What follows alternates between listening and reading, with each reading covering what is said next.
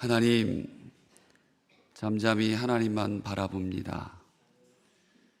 나에겐 하나님만 바라보게 할 이유들이 충분히 있습니다. 이 결실의 계절, 감사의 계절, 오직 하나님만이 나의 힘이요 용기요 능력이 되심을 고백하며 오늘 이 시간에 나왔사오니 말씀하여 주시고 생명의 시간이 되게 하여 주시옵소서. 예수 그리스도의 이름으로 간절히 기도드립니다. 우리 주님의 은혜와 평강이 여러분의 삶과 가정과 일터와 또 사업 가운데 온라인으로 가정에서 또 사랑원에서 갈릴리에서 예배하는 모든 교우들 가운데 함께 하시길 빕니다. 옆에 분에게 인사합시다. 감기 조심하세요. 네. 그리고 우리 부드러워집시다. 이렇게 한번 인사할까요? 네. 네. 오늘 우리 할렐루야 찬양대 옷이 바뀌었습니다. 또 예쁘고 또 아주 깨끗하고 아름답게 바뀌었고요. 또 응원해 주신 분 감사하고 이 귀한 찬양이 계속해서 우리의 마음 모아 하나님께 올려지는 귀한 찬양대 되길 축복합니다.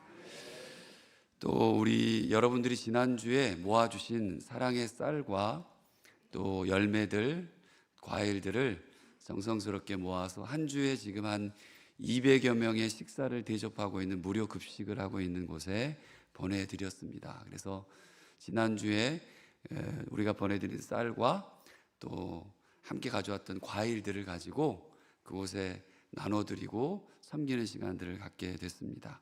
여러분 계속해서 기도해 주시고 앞으로 교회에서 무슨 행사가 있으면 꼭 투명하고 또 정직하고 깨끗하게 주변에 잘 전달할 수 있도록 저희 교회가 함께 하겠습니다. 이렇게 재정으로도 하지만 또 우리가 보내는 것도 선교하는 것이 있으니 여러분 무슨 일을 하든 합심해서 한 마음으로 함께 동참해 주시길 축복합니다. 오늘도 소중한 생명 꼭 살립시다. 의사가 환자 포기하면 그날로 의사는 끝이야. 어디서 많이 들어본 대사 같지 않나요? 슬기로운 의사생활이라는 의학 드라마에 나온 대사의 한 부분입니다. 이 드라마를 몇 년 전에 봤죠. 보면서 사람 살리는 게 쉬운 일이 아니지, 목사의 마음을 저리도 잘 표현해 줄까? 드라마를 보면서 감정이입이 됐어요. 목사도 마찬가지지. 그리고 그 말을 듣는데 그 목소리에 감동이 밀려왔습니다. 가슴에 있는 말을, 가슴에 사람을 담으면 그게 힘이 있고 감동이 있다는 것을 또 느끼게 됐어요. 오늘 모세의 말에서도 저는 그런 가슴 소리의 소리를, 가슴 따뜻한 소리를 듣습니다. 오늘 본문의 모세는 그저 목숨을 살리겠다는 처절한 마음으로 매달리고 있는 상황을 보게 되는데요. 같이 본문을 볼 텐데 오늘 성경은 하나님께서 모세를 산에서 내려보내면서 이스라엘 백성들을 진멸하겠다라고 하신 것으로 시작됩니다. 하나님이 얼마나 고통스러워 하셨는지는 7절에 그대로 드러나는데요. 함께 말씀을 같이 읽어볼게요. 시작.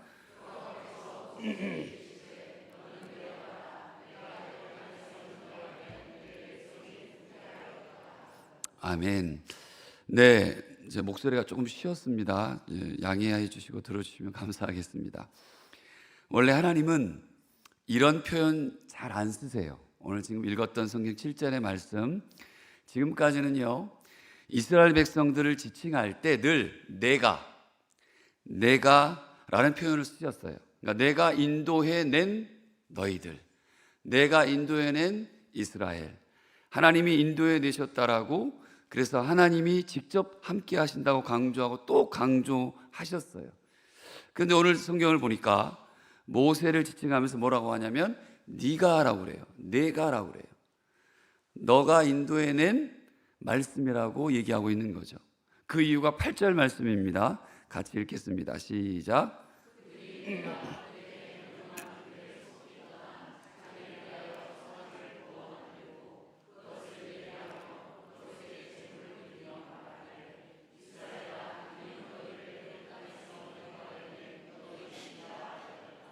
네, 이유가 이겁니다. 모세가 시내산에 가 있는 40일 동안에 우리가 지난 시간에 배웠을 겁니다.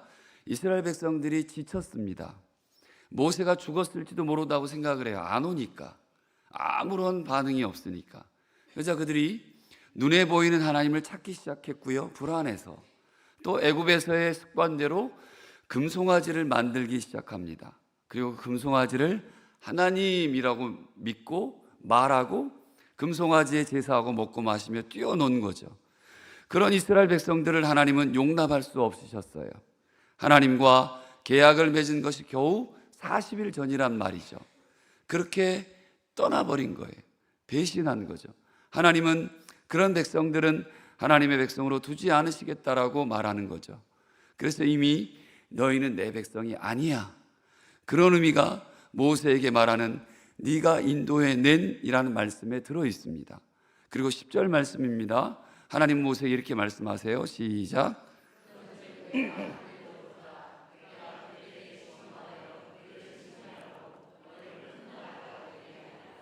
자, 뭐라고 표현하냐면 내가 하는 대로 두라 그래요. 내가 하는 대로 두라.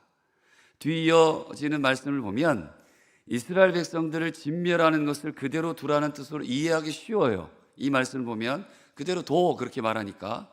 근데 간단한 말씀이 아닙니다. 내가 하는 대로 두라라고 사용된 여기서 사용된 단어를 보니까 거기에 나를 내버려 두라, 나를 쉬게 하라라는 뜻이 그 안에 들어있더라고요. 다시 말하면 내가 그들을 진멸하는 것을 말리지 마라라는 의미보다 이제 나는 너희들과 이스라엘 백성들과 관계를 끊어버리겠다. 혼자 있을게 라고 말하는 거예요. 그러니까 근본적으로 절교를 선언합니다. 하나님과의 관계가 단절되고 다시 말해서 영원한 죽음과 형벌에 그냥 두겠다는 말씀이었습니다. 그러니까 모세가 이 말을 듣는 순간에 아무것도 생각할 수가 없었어요. 더 이상 모세에게는 그 어떤 것도 중요하지 않았던 거죠. 그러니까 백성들이 하나님과의 관계가 단절되어서는 안 된다. 나 이렇게 되면 큰일 나겠다. 하나님의 홀로 있겠다는 의지를 이거 되돌려야 되는데 하나님이 이렇게 하시면 안 되는데 그것만이 모세가 해결할 문제였던 거죠. 11절과 12절과 13절에 보면 모세의 기도는 목숨을 건 기도인데요. 이런 겁니다. 백성들이 잘못을 하나님께 뒤집어 씌우는 것처럼 보여요. 근데 모세에게는 그게 문제가 아니었어요. 하나님이 인도하신 거 맞습니다. 하나님이 끌어오신 것도 맞습니다. 이제 모든 결정권이 하나님께 있어요. 그러나 하나님, 제가 이끌어낸 거 아니에요. 하나님이 하셨잖아요. 하나님의 큰 권능과 강한 손이 이들을 이끌어낸 걸 하나님 아시잖아요. 근데 왜 하나님 이들을 버리시려고 합니까? 애굽 사람들에게까지 하나님의 백성들을 버리셨다라고 손가락질을 당하려고 그렇게 하지 마세요. 하나님 도와주세요. 그렇게 하나님 앞에 매달리고 있습니다. 다른 것은 할 것이 없다는 거예요. 그리고 이제 옛날 일을 떠올립니다. 하나님이 처음 모세를 부르실 때의 추억을 떠올려요. 그때 하나님은 역사 속에 살아있는 하나님을 알리기 위해서 모세에게 이렇게 말씀하셨어요. 여러분들 아마 처음에 제가 출애굽기 설교를 할 때 기억하실지 모르겠어요. 나는 아브라함의 하나님, 이삭의 하나님, 야곱의 하나님이다 라고 말씀하셨다고 그랬어요. 모세는 그 추억을 하나님과 나눕니다. 하나님 그러셨잖아요. 우리를 끌어내시고 당신은 역사 속에 함께 하신 아브라함의 하나님이라고, 이삭의 하나님이라고, 야곱의 하나님이라고, 우리 조상의 하나님이라고 말씀하신 거 기억하시죠? 그들로 민족을 만들겠다고 분명히 하신 약속이 지금 저희들이에요. 하나님, 우리들이 그 사람들이에요. 우리는 가나안에 꼭 가야 합니다. 이렇게 모세가 매달리고 있는 거예요. 여러분, 기도가 뭡니까? 중보 기도할 때 우리가 배웠는데요, 하나님께 기도할 때, 간구할 때 우리는 무엇을 근거로 합니까? 성경 말씀을 근거로 하죠. 내 바람, 내 욕심, 그리고 내 어떤 가지고 싶은 무언가의 욕망을 가지고 우리는 기도하지 않죠. 하나님께 주신 말씀 붙잡고 하나님 여기 성경에 이렇게 말씀하셨잖아요. 하나님, 이 말씀대로 될 줄 믿습니다. 이렇게 우리는 기도한다는 거죠. 모세가 마찬가지로 그렇게 하나님 앞에 기도하고 있는 거예요. 간절하게 모세가 하나님을 매달리고 있어요. 모세가 어떤 사람입니까? 하나님을 대면했던 사람입니다.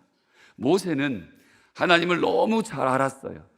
그분이 얼마나 크신 분인지 지금 온몸으로 경험했던 사람이 모세입니다. 또 그분이 얼마나 두려우신 분인지도 잘 알아요. 하나님 무서워. 하나님은 대단하신 분이야. 하나님은 정말 잘못하면 큰일 날 수 있어.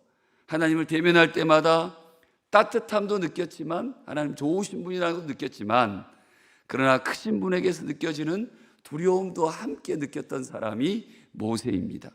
그렇게 하나님 되신 두려운 그 분에게 죽을 수도 있는데 앞뒤 안 가리고 간절히 매달리는 거죠. 그냥 내가 할 수 있는 일이 매달리는 것뿐이야. 그렇게 생각하고 있었어요. 그렇게 모세는 목숨을 건 간절한 싸움을 하나님과 하고 있었던 겁니다. 왜 그랬을까요? 왜 그렇게 간절했을까요? 한번 따라 합시다. 생명을 구하기 위해. 모세의 간절함은 하나였어요. 내 동족, 백성, 하나님의 사람들인 그 이스라엘 사람들의 생명을 구하겠다는 마음, 그들의 영혼을 불쌍히 여기는 마음, 그게 그 시간 모세에게는 전부였기 때문이었습니다. 모세는 생명을 살리기 위해 자신은 죽어도 좋다는 싸움을 하는 거였습니다. 사랑하는 성도 여러분, 모세를 보면서 자기 목숨을 건 생명에 대한 간절함이 그 백성을 살리는 힘이었다고 생각하니까 더 간절해야 한다는 생각이 들었습니다. 내 사랑하는 가족들, 내 아내, 그리고 남편, 부모님들, 또 여러분의 자녀들, 친구들, 이웃들, 우리 주변의 영혼들도 우리가 간절하면 할수록 하나님은 우리를 사용하셔서 한 사람을 더 구원의 길에 불러주실 것이라고 확신합니다. 사랑하는 성도 여러분, 하나님이 여러분을 사랑하신다고 믿으십니까? 정말 믿으세요? 옆에 분에게 이렇게 축복해 주세요. 하나님이 당신을 사랑하세요.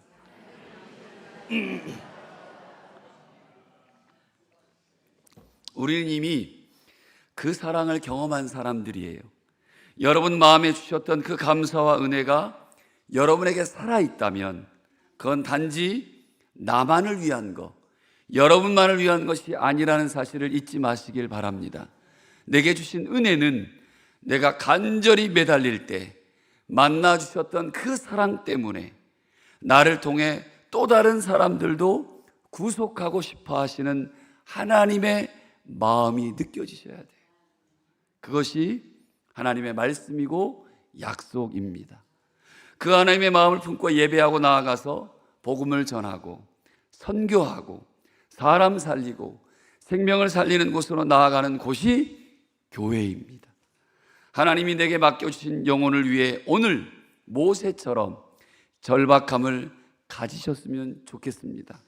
지금이 내게 주신 마지막 기회라고 생각하시고 누군가에게, 여러분이 알고 계시는 또 만날 사람, 그에게 전할 마지막 말씀일지 모른다라고 생각을 하면서 어떻게 간절하게 매달릴 수 있을까?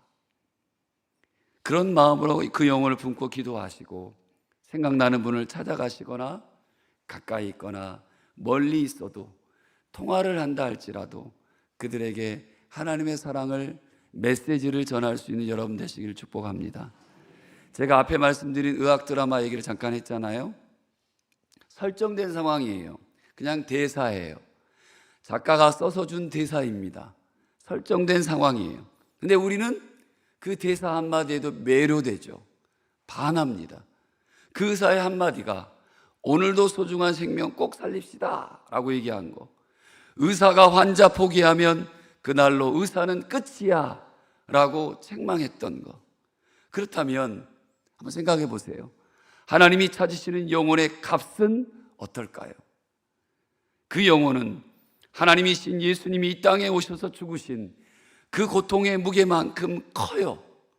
지금도 그분이 너무 간절하게 기다리시는 그 갈구한 만큼 처연합니다. 그게 영혼의 값이에요.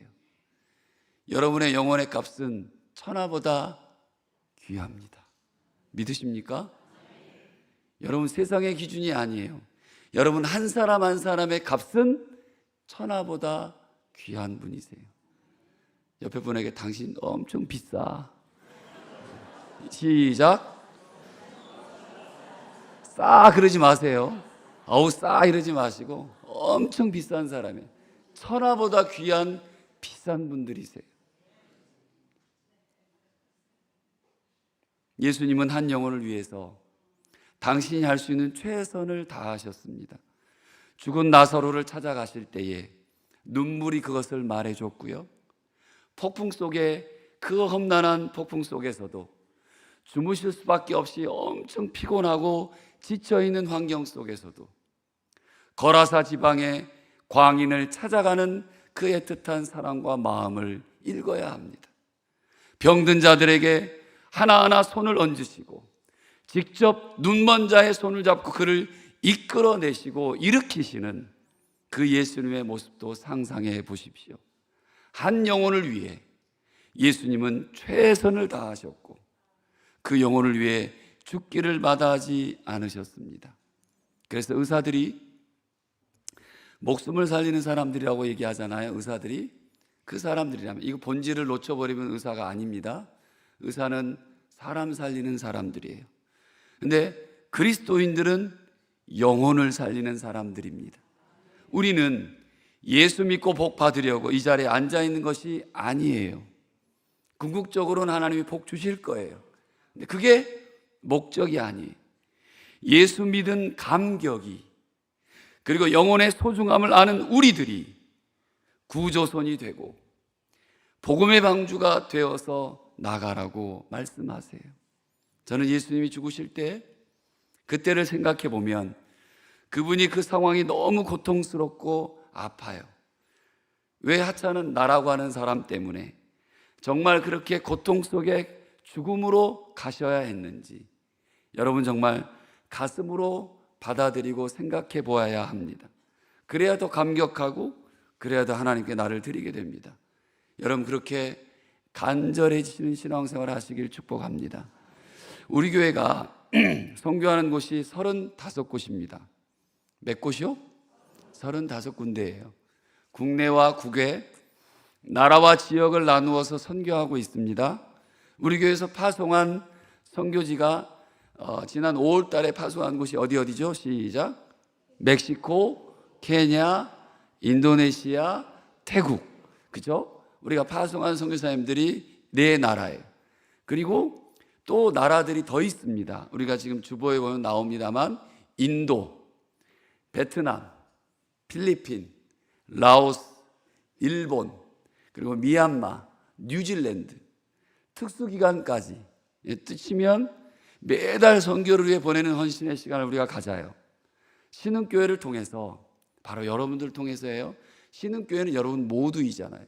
이 교회를 통해, 우리들을 통해 복음이 흘러가기를, 선교제의 생명이 살아나기를 위해 보내고 기도하고 있습니다.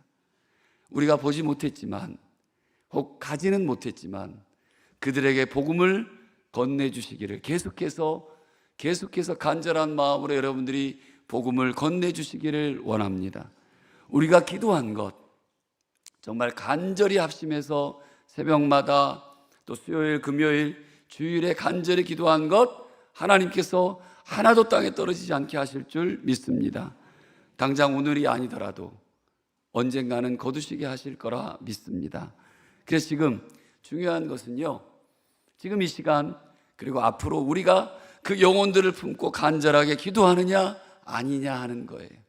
말씀의 결론입니다. 사랑하는 우리 신흥가족 여러분, 저는 여러분을 보면 간절함이 가슴에서 마구 요동칩니다.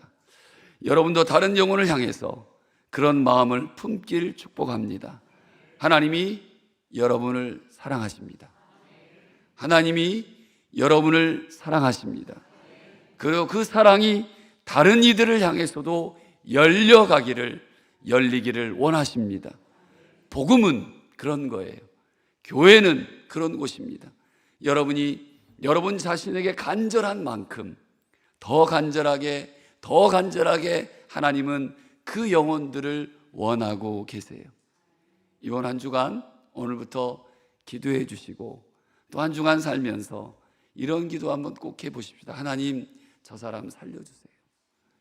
하나님, 내 남편, 내 아내, 우리 아들, 딸, 그리고 내 형제, 자매 누구를 살려주세요. 내 부모님들 살려주시고, 하나님, 모른다 하고 돌아선 저 사람들에게서도 하나님 뜻을 돌이켜 주시고, 그리고 모세의 간절함이 하나님 나의 간절함으로 그 사람들을 위해 생명을 사랑하신 그 하나님의 마음을 내가 품고 뜨겁게 간절하게 전하겠습니다. 그렇게 여러분 다짐하시고 기도하며 그리고 선포하시는 한 주가 되시길 주님의 이름으로 부탁을 드립니다. 기도하겠습니다. 하나님 아버지, 자기 목숨을 건 생명에 대한 간절함이 모세가 그 백성을 살리는 힘이었습니다. 나도 그 간절한 사랑으로 살겠습니다. 그 사랑이 다른 이들을 향해서도 열리게 하는 것이 복음입니다. 내 사랑하는 가족, 아내와 남편과 부모와 자녀와 친구들과 이웃도 내 주변의 영혼들까지 우리가 간절하면 할수록 하나님은 우리를 사용하셔서 한 사람을 더 구원의 길에 불러주실 것이라 믿습니다. 하나님이 나를 그리고 우리를 사랑하십니다. 주님, 사랑하는 성도들의 삶의 문을 여시고 오늘도 그 길을 묻는 저희들에게 성령 하나님 도와주시옵소서. 예수님의 이름으로 간절히 기도드립니다. 아멘.